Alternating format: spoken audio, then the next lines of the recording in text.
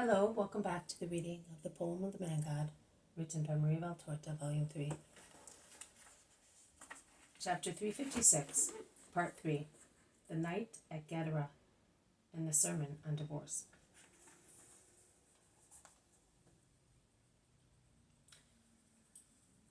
The Pharisees continue.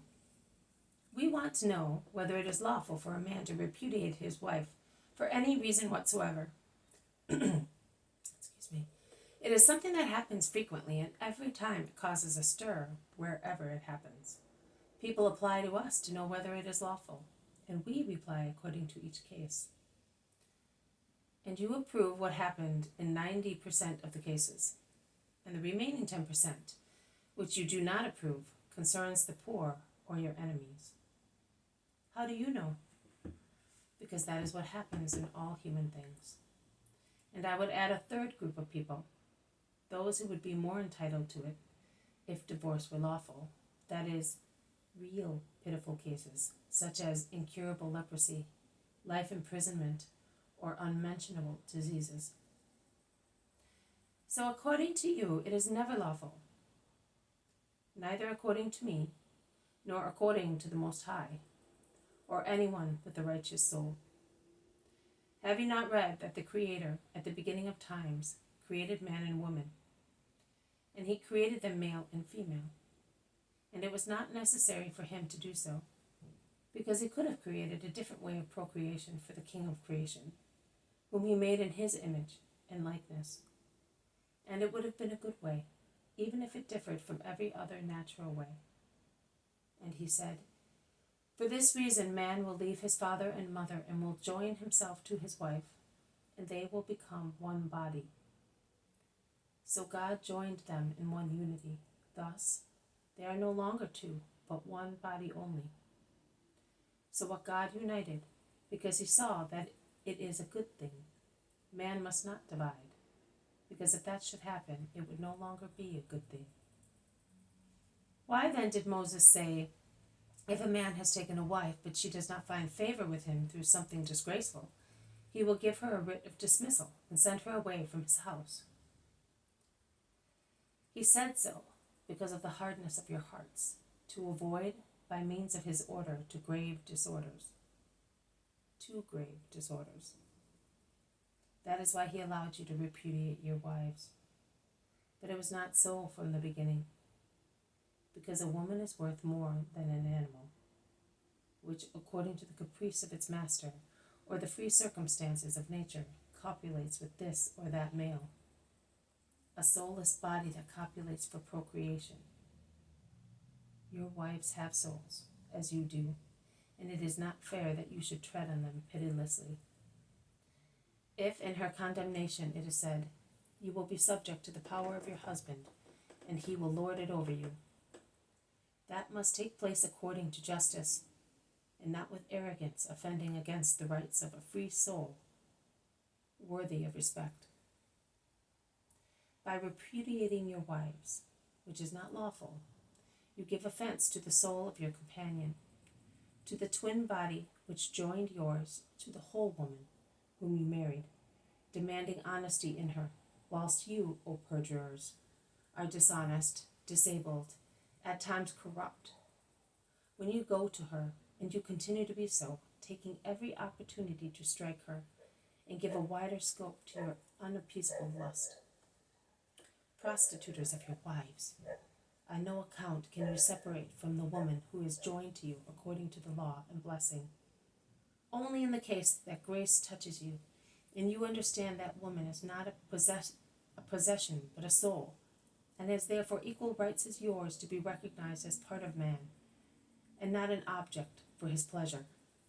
And only in the case that your heart is so hard as not to be able to raise her to the dignity of wife, after enjoying her as a prostitute, only to remove the scandal of two who live together without the blessing of God on their union, you may send her away.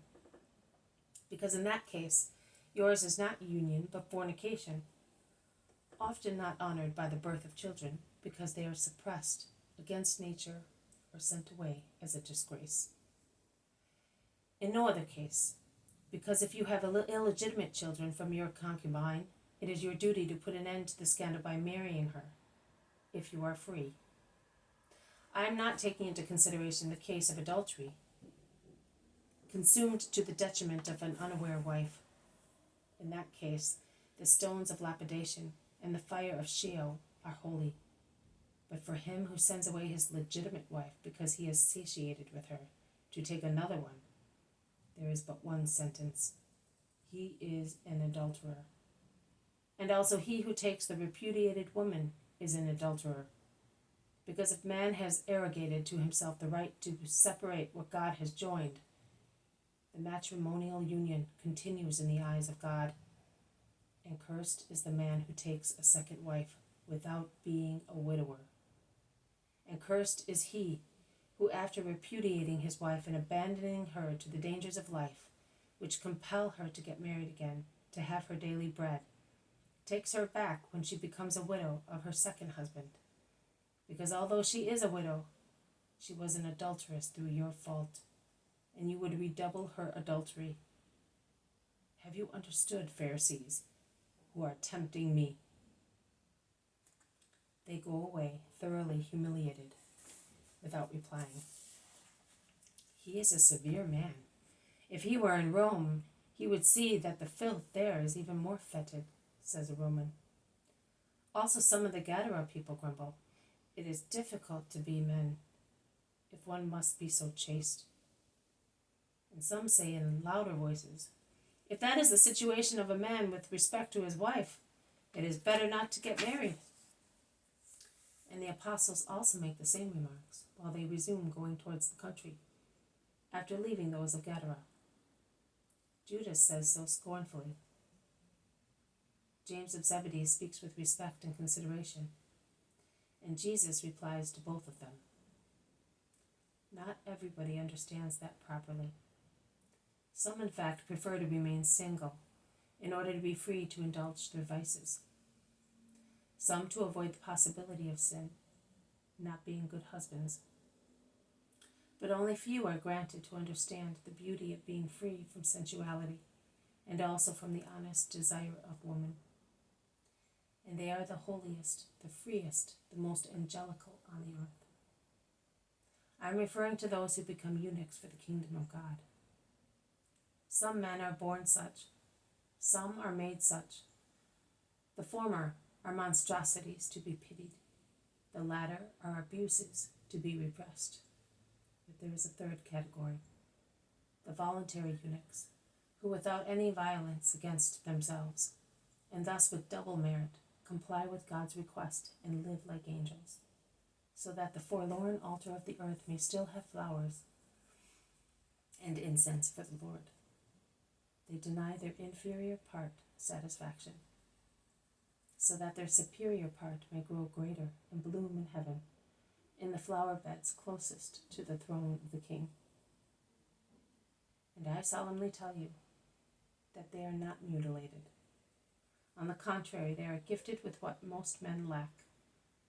They are thus not the object of foolish sneering words, but of great veneration. Let those understand that who should understand it and respect it if they can. Those who are married among the apostles whispered to one another. What is the matter with you? Asked Jesus. And what about us? We were not aware of that, and we got married. But we would like to be as you say, says Bartholomew on behalf of everybody. You are not forbidden to do so, as from now onwards. Live continently, considering your companion as a sister, and you will have great merit in the eyes of God. But quicken your steps, so that we may be at Pella before it begins to rain. This has been a reading from the poem of the Man God, written by Maria Valtorta, Volume 3. Chapter 356, Part 3, The Night at Gadara and the Sermon on Divorce. Thank you for listening. I will see you tomorrow. May God bless you, and may peace be with you.